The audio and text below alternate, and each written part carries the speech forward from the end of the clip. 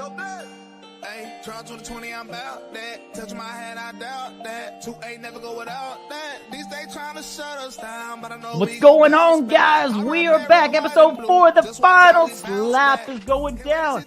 We got MAGA stepping going on in this episode. What is going on? We're going all the way back, way back to Road to the Title 1, where we had stepping, we had clubbing, we had flying.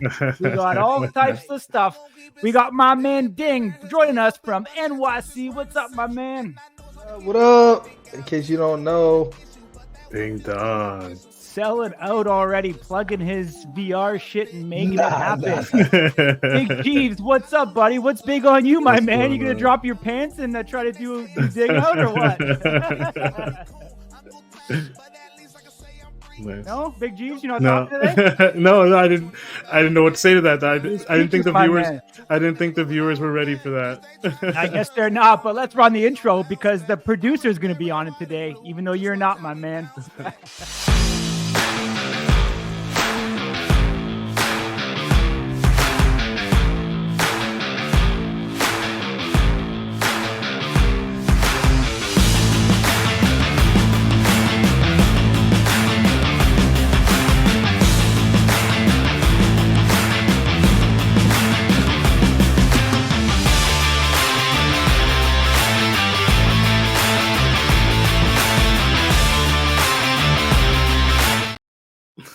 go. 4 episodes in now, Road to the Title number 2. I don't know, maybe it's just us, but we're super excited seeing these fights come in, seeing the new blood come into it, see the way the sport has evolved in less than a year.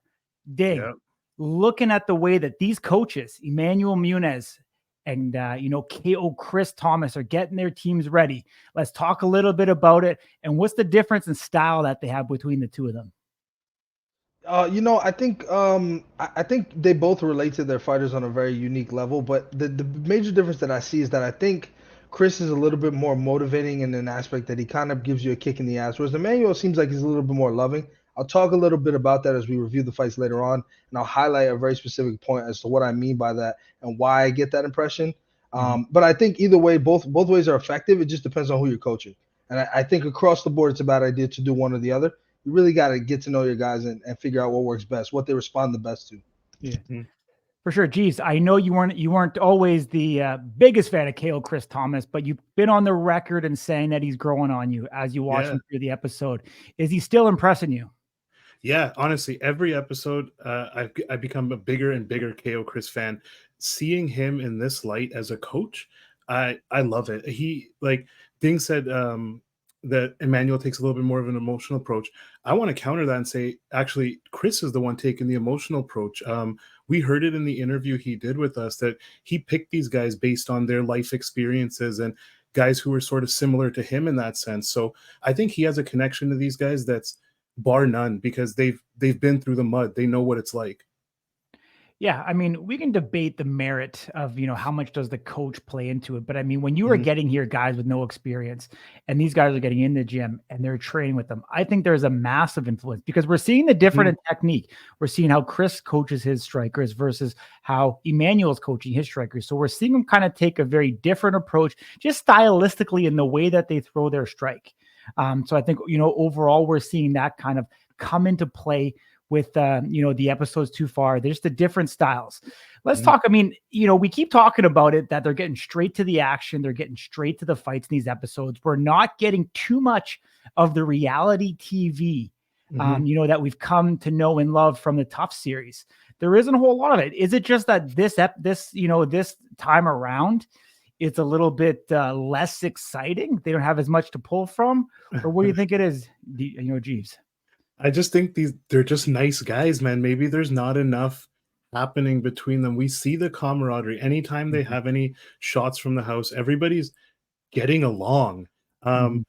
Maybe alcohol's not being introduced into the house just yet. Maybe they're not allowed to drink. Who knows? But we know that in the past, alcohol was a little bit of a defining factor as to the fireworks that happened. But anytime, like I said, we see the guys on screen, they seem to be, even when they're competing against each other, they're just having a great time. And maybe it just didn't pan out that way. I don't know. Yeah. Dang, what do you think, my man? You know what? I think the cut to 30 minutes was by design. I think that they did a lot on the end of kind of trying to figure out what the fan engagement will be like. And I think maybe they learned from season one that having the longer show with a lot of filler, parts outside of drama, right? I mean, the KO Chris punching Emmanuel Muniz was sort of a bigger deal. So we got to see that. Aside from things, we see a little bit of the coaching here or there. We see glimpses of the house, but nothing major. I think that that's just part of trying to make sure they keep the fan base engaged and that they're not using a lot of filler information. Because, to be frank, I mean, this is power slap. People are interested in the slapping and the preparation of that and any drama that happens in the house.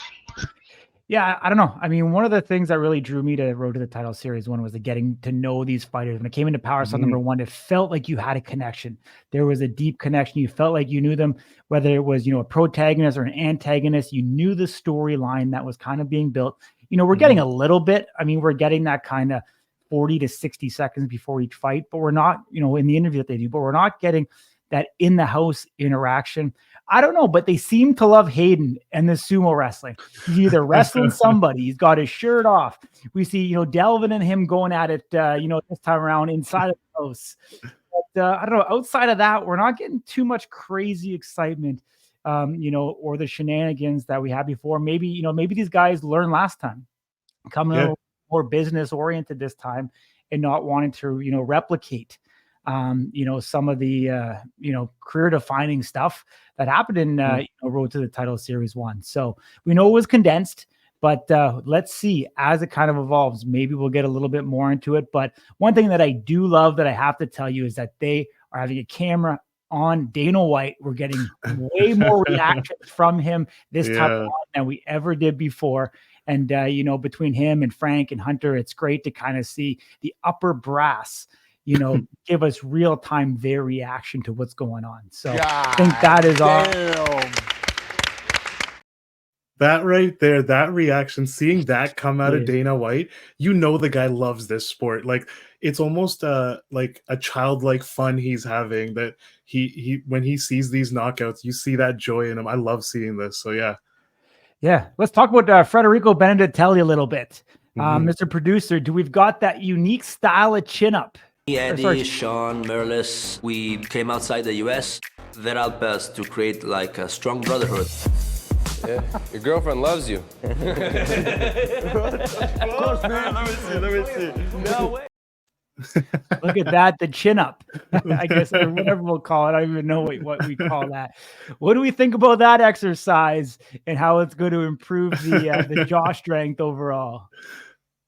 Well, not to give too much away, but I mean, clearly, it worked. He's got a really strong neck. We see it. I think we talked about it a couple of days ago in our little internal chat. He had, I think, posted a picture of him holding his body up with his chin.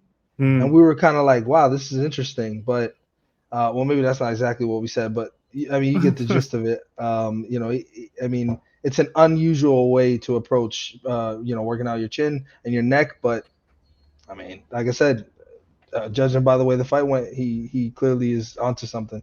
Yeah. You've been in a lot of gyms, Corey. You ever seen anything like that?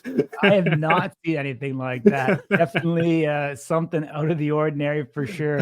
He had a couple other variations that he was doing. Looked like some kind of wrestling style stuff. So yeah, battle tested for sure. We know he's a special forces guy. Because definitely an odd cat on social media with all the bars through his eyes and kind of weird stuff. But let's get into it. Let's start off with the first matchup of the night. Delvin Hamlett going up against Jonathan Correa. Let's bring in the Iron Giant first, though. Yeah. Let's bring him in real quick because he's still hanging in there. He's still representing. What's going on, Duane? How are you? I'm doing good, guys. How you guys doing? Awesome, my man. You in the back cave or what? Yeah, I got my own little cave going right now. You can see the poster in the back. Yeah. Awesome, dude. How you been keeping? I was not bad, man. Just waiting. I hate the waiting game, but it's part of it. It's cool to see the show, something to look forward to, I guess.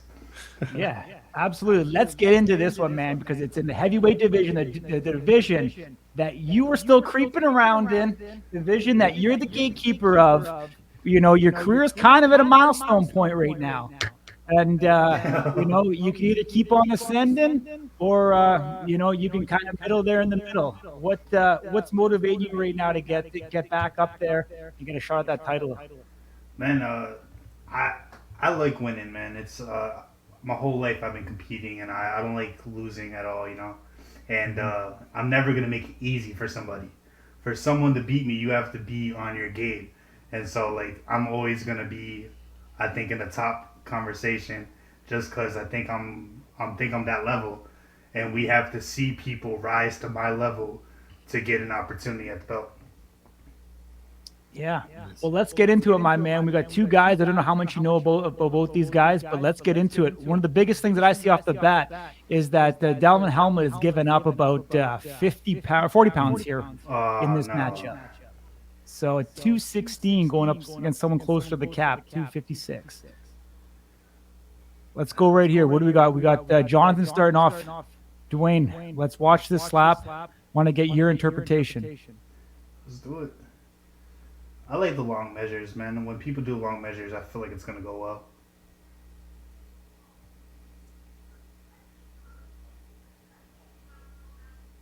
Oof. Woo! And it went well. Yo, Duane, Crazy Hawaiian brought up a good point about keeping that eye contact when you're winding up. How important is that? Because we saw Jonathan Correa do it beautifully. I don't want to leave my eyes off the target. I don't want to be surprised by what my opponent is doing on defense. What if they moved at the last second when they're supposed to, and now I didn't see that, and I'm clubbing, I'm hitting high, I'm messing up. So I need to see my target at all times. Let's talk about the foul there real quick. So it's stepping on the left foot, which we rarely see. Usually it's that right pivoting. But he step with his left. It's all emotions up there, man. The new guys, you see it all the time, man. They get up there, it's the first time they do this, or the second time, and they can't keep their composure, and it's hard to do, but you gotta figure it out.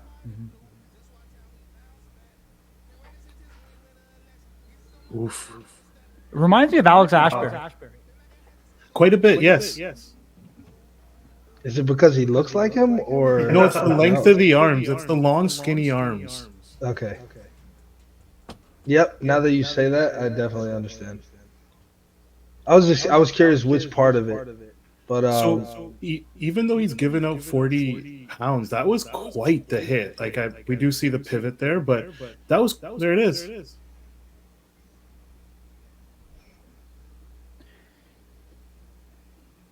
The thing is, I look at Jonathan Correa, and you look at him there before you see him get to the stage. You think this cat should have it. Like, he looks the part. Yeah. Almost missing something. I think he's probably just missing the chancleta, man. Honestly, I think that would do it. To be honest, I mean, you're right though. I mean, he's huge. He's a massive guy. He looks the part, but he's got to clean up a lot of that technique. Now, Duane, what would you say? I mean, I don't know if you want to drop this gem, but what would you say is kind of the best position for a person who's taking a strike? So the defender, what kind of position would you say they should be in? Like, we often see the slightly bent knees, leaning up against the podium, kind of the sag. Like, what would you say is kind of the best? Honestly, I feel like it's up to the person to figure out what they like, but honestly, there's different strikes that go around different defenses. So, like, if you lean forward and someone brings their hand in, you're probably going to be falling down. If you leave your shoulders up too high and someone hits downwards, you're probably going to fall down. Kind of like we saw with DeBell and Nate Bernard. So you have to kind of adjust to who you're going against. I think that Delvin is kind of standing a little too tall. He needs to flex his abs and brace more. But other than that, I think he's doing fine, it looks like. He's stepping back this time. Wow, powerful windup. And he actually followed through this time. I didn't see no follow through the first round. That was pretty good on the second one. Yep. There it is. So even with the 40-pound deficit, he pulled it out. Yeah, definitely following through a lot more instead of just stopping at the contact. So that's much better for him. I will say he is very light for the heavyweight division. I don't know if he should drop that 10 pounds and go back to 205 and figure out how to go through that instead of we cut to heavyweight, man. So like I don't know.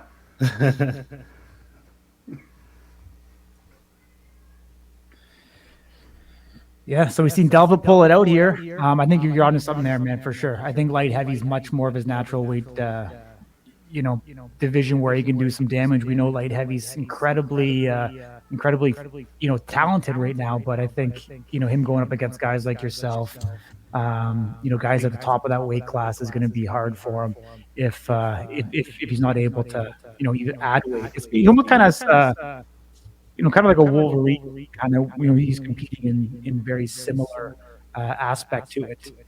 And then I was drop down. thinking the same thing. Yeah, the height, having another tall, light heavy, if he was to drop down, would be pretty interesting for that division, because you see the light heavies, they're all about the same height, and then Ron. Yeah, I feel like you need an advantage anywhere you get, and when you lose, you don't want to lose to someone just because they're stronger than you. You want to lose because they're more skilled than you. And then if he stays in the division, I don't see him winning too many fights just because someone is 266 on weigh-in day and 290 on the fight day, So like that, 80 pounds on fight day, that's ridiculous. So I think he should just drop the 10 pounds and try to dominate in that division. Especially since he's not taking the shots like you see heavies do.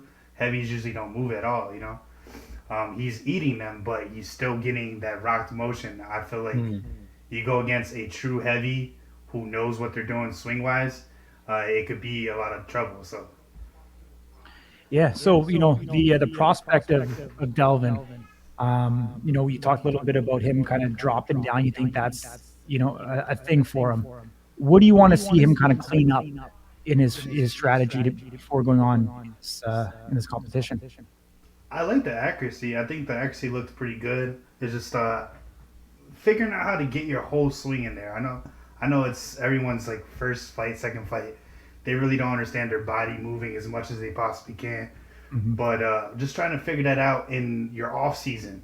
That way you don't have to figure it out in your fight, So trying to get as much body into it as you possibly can, clean while you're training. That way when you finally fight, you could see some, good hits. Duane, one last one for you, buddy. So we saw last week when we saw Ryan Wallace, his wind-up looked a lot like yours. Obviously, you being somebody that spent some time with him. Earlier on the program today, we talked about how some of these guys are kind of looking like and then you have guys off the season, weren't on the show, so they didn't have specific coaching, and they kind of have their own style. Do you think there's any benefit to sort of copying somebody who's had success in the sport, somebody like yourself, where they have that kind of whipping wind up? It's very precise, it's very measured, whereas some people are just, it seems a little bit less formal, a little less structured. I think it makes sense to copy, especially if you don't have a coach. If you don't have someone teaching you how to do something correctly, it's kind of like in basketball. You see Steph Curry shooting, and you start to copy his form, try to get better shooting, because he's the best in the world. It's the same here. You see the guys have some success, Austin Turpin, myself, and you try to copy them a little bit to kind of get that same success. I've kind of seen the same with the Bell. I've seen like Logan kind of copy the Bell swing a little bit. Ryan Wallace, he did a nod to me with my windup for accuracy, and it kind of showed. I've seen Cody Cox copy me in the past as well as a nod. Just seeing things that work for other people, and it could kind of help you, especially if you don't have a coach. Awesome, Duane. We appreciate you joining us in here, taking a look, breaking down that fight between Jonathan Correa and Delvin Hamlett. All the very best, my man. Look forward to seeing you coming up. Power Slap 6. Hey. I will say I'm confirmed. I won't tell you against who, but I will be there. What? You heard here first, y'all. Duane, the Iron Giant Crespo, confirmed. Power Slap 6, February 9th, UFC Apex. Goddamn. Awesome. Appreciate it, my man. Take care. We'll talk soon. See you guys. There we go. Wasn't expecting that, but here we go. Dude, you did it again, man. You did it again. You did it with the Brian Ellis one. Yeah, and you done it again. Good stuff, man. All right. Yeah, no, that was great, man. Let's I'm gonna play devil's advocate a little bit here. Mm-hmm. I got the producer and the break, had to do it real quick. He's gonna have the breakdown of that Delvin last slap, because to me, something wasn't right. Let's have a look. Let's take a look. Let's watch the feet. They don't show us the entire thing, but I saw it. now watch that. Step back. Go again. Left up. Right. Yeah. Ooh, I don't know. We don't see it. Uh-oh. One more time.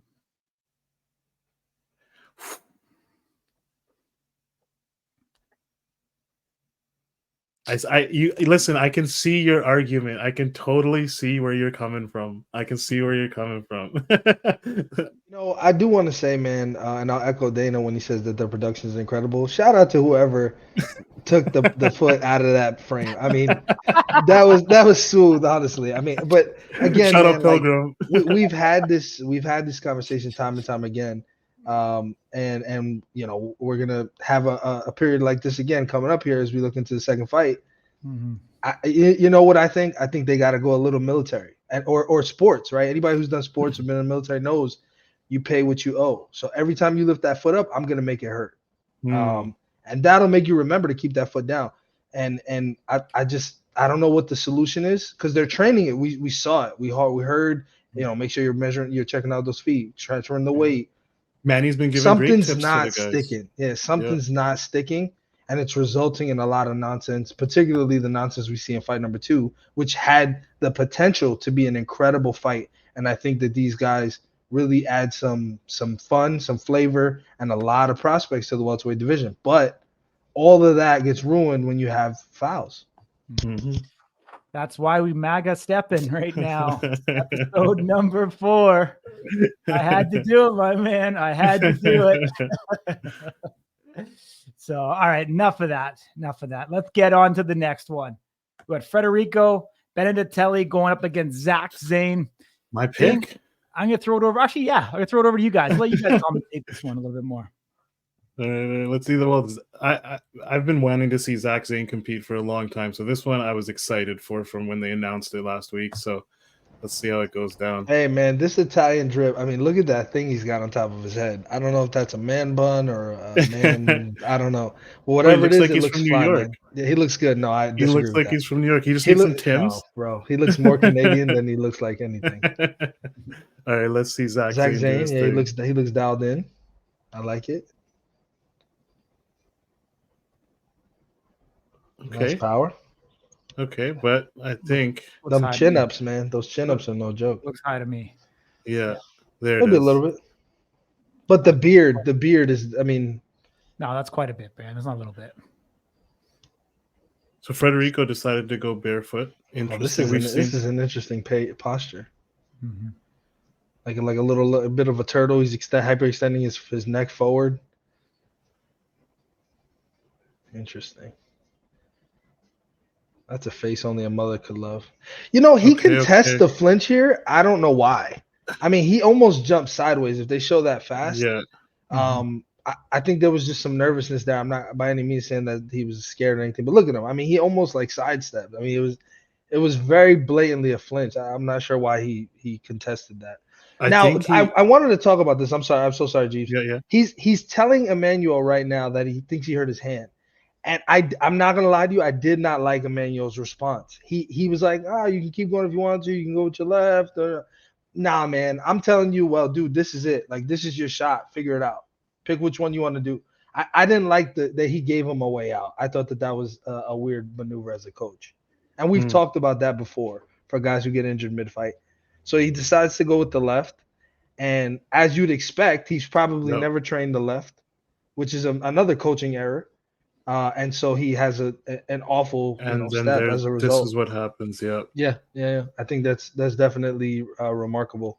They should all train the opposite hand, and you shouldn't give somebody a way out like that. That was a good one. Looks high again. It was high, but it was. I mean, as far as just you're not going to knock somebody out like that, though, man. You're going to get him up on the orbital bone. It's not going to. You're going to give him a whizzer, yeah. Oh, that was a gnarly step. So with the guy with such a heavy MMA and like combat sports background, I think it's almost hard to untrain that pivot when you're so used to pivoting on all your strikes. And we see the way that Zach Zane keeps his arm cocked a little bit. I think that's what's causing him maybe to hit shallow and high. Well, here's my other issue, right? he goes back to hitting with the right. So he was looking for a way out after round one, but goes for the left, realizes he doesn't have as much success, so he goes back to the right. So that tells me in the first place. So here he leads with the palm, and that was the club. And I think because of that joint, your body's just compensating, trying not to get more hurt. So I think it was that the mind just pulled it, and he ended up clubbing instead of hitting with the right part of his hand. There it is. That's a great point. We're just the best analysis wise. I mean, we've watched too many slap fights, man. We pick it all up. But back to the Zane flinch, I think he was doing sort of an over-exaggerated roll. Maybe the excitement, because we've seen guys employ the roll a lot in defense. He started rolling a little bit early, and then instead of the body moving, he kind of jumped out of it. And I think maybe that's just nerves, excitement, first time up at the table. Yeah, I think the left was a mistake. I think not training the left was a mistake. I think using the left when you knew you hadn't trained it was a mistake. And I think the sort of affirmation away out from the coach was an unusual way to approach somebody who's telling you they think they might be hurt. Yeah, I mean, Zach Zane with one of the highest slap scores in the entire. I think he's the highest slap score. The highest, yeah. So what do we think of this match? I mean, I think all three of us were incredibly excited to see Zach Zane come in. We know he's fighting up in weight. This guy fought at 155 in MMA. Now he's fighting to the 170. You hear KO Chris throughout the episode as well talk about him giving his respects all the way back to when Slap News broke a story that we got our hand slapped for. Exact same public, to the slap fan world. Chris Thomas got on our post and we're talking, him and Zach Zane, we're going back and forth saying, if you get 2 KO knockouts, I'll give you a shot at my title. Wild. Yeah. So interesting to see these guys, now Chris coaching, and you hear him talk about it. I'm coaching a guy in my weight class who I want to see, maybe these guys one day, square off. But I think, I think Zach would admit it. It probably wasn't the best debut that he wanted to make. You guys agree with that? Yeah, I would say so, because I don't know how much people know about this, but he was slated to compete already on an actual number card, but then his opponent, things happened, didn't make weight. It wasn't able to happen. And now this was his opportunity to do that and show the world who he finally is. Yeah, you're right, Corey. I don't think he's too happy with his performance. He did get the W though. So, when it comes to this show, that's all that matters. But a guy like Zach Zane, I know the how he got the W probably matters to him. So let's see. Yeah. Well, that's not how you get the W on Stat Hero. So I'm feel a little bit gypped. Feel a little bit gypped. I think I share in the same sentiment as Jeeves here, which doesn't happen often, mind you. I'm sure he was disappointed. I was disappointed. I just think, like I said, there's certain stuff that you can't, like, if you flinch the first time you're up there, I'm not gonna kill you for it, right? I get it. It's your first time. But stepping, I mean, you're able to drill that over and over and over. It's a control of your body. It's discipline. I'm actually surprised jumper line being special ops, and I don't know what they teach the guys in the boot over there in Italy, but you discipline your body, dude. Control your weapons. I'm surprised that he wasn't able to do that. And Jeeves, I think you pointed it out expertly. Again, something that doesn't happen very often. He led with the palm as a compensatory measure because he was injured or he was hurt or what have you. But we don't see a ton of things break in power slap. I was thinking about that earlier today. Like it just doesn't really happen. So I was overall, I felt like they had a lot left, and you hate to see matches end that way. Yeah. As Ryan Phillips coined it, Team KO Chris, who he coined DQ Chris, Dairy Queen Chris, Zach Zane gets the Dairy Queen victory here on Road to the Title number 2. Let's talk a little bit about next week's episode number 5. They let us know the matchups that are taking place. We have going on. We've got who do we've got? We've got Brandon Bordeaux versus Eddie Brahimi, Canadian versus American. Yeah. What I'm being told is taking place, going to happen. What do we know? Brandon Bordeaux, I'm a big fan of him. We had him in our core 4. Remember that as part of Stat Hero. So let's go, Jeeves. Brandon Bordeaux, what is he going to bring to this show? Listen, hard worker. We know this about the kid. We had him in our core 4 for a reason. This dude is a workhorse. He didn't come to play no games. He's not one of these guys that's here for the meme or just here for a laugh. He's really here to make it happen. So Brandon Bordeaux, I can't wait to see what he brings us next week. He is going against Eddie, so it's a little bittersweet. But yeah, Brandon Bordeaux, I think he's going to bring us some action next week. Yeah, the intensity, man, is next level for sure. Mm-hmm. So we're going to see. He's been a bit of a jokester so far. I think his recaps and stuff. We'll see if he's there for a good time or a long time. But the second matchup, we got a super heavy. We got Hayden, sumo wrestler, coming in against Unca Micah. Should be an exciting matchup there. And we're going to see, can Hayden transfer that experience from sumo wrestling? Or I guess they don't get hit in the head. Can he transfer that into power slap? And I think this is actually, from a technical standpoint, an excitement standpoint, this looks to be one of the, the better episodes that we're going to get, I think, at least for me anyways. I agree, man. It looks like it's going to be some excitement because those sumo guys, they might not get hit in the head a lot, but they are immovable. Like their whole goal is not to be moved. So yeah, let's see what happens. Yeah. Ding, what do you think, my man? I will say, first things first, I never thought I'd see the day where you guys sell a Canadian out. That was number 1. Number 2, hey, buddy, come on, journalistic integrity here. Yeah, we have to be unbiased, bro. Come on. Not that we're journalists by any stretch of the imagination. But, right.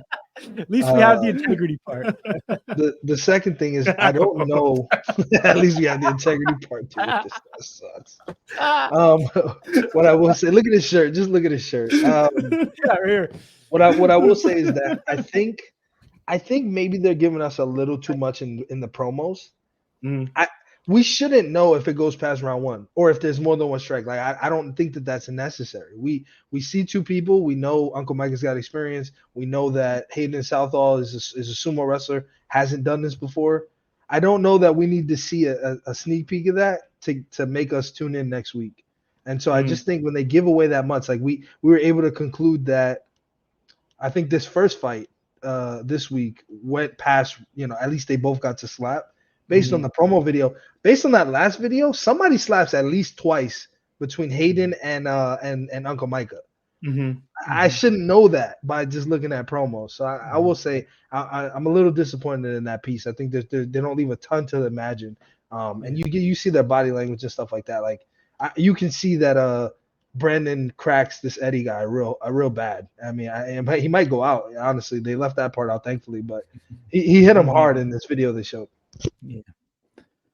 All right, boys. Well, that's wrapping it up. Episode 4, the final slap. Again, for another week in the books. Pretty well 33 minutes, the same length as the show. Us 3 knuckleheads talking along the way. Let's bring it up, Mr. Producer. On Mondays, we've got the fantasy show taking place, weekly recap, Stat Hero and Power Slap. On Wednesdays, this show here, the final slap, post-show coverage taking place right after the episode's released on Rumble. And on Fridays, Slap News bringing you exclusive interviews and analysis. We get the breakdown from the fighters. We're the only ones working those phones every single day, bringing you guys exclusive content. We're in the trenches, digging it. You're watching this on YouTube. If you're not subscribing to us already, make sure you hit the subscribe button, hit that notification bell, and hit the comment section below if you want to leave us any comments or what you think we're retards. You can let us know there as well. So we want to hear from you. All right, we're out, my man.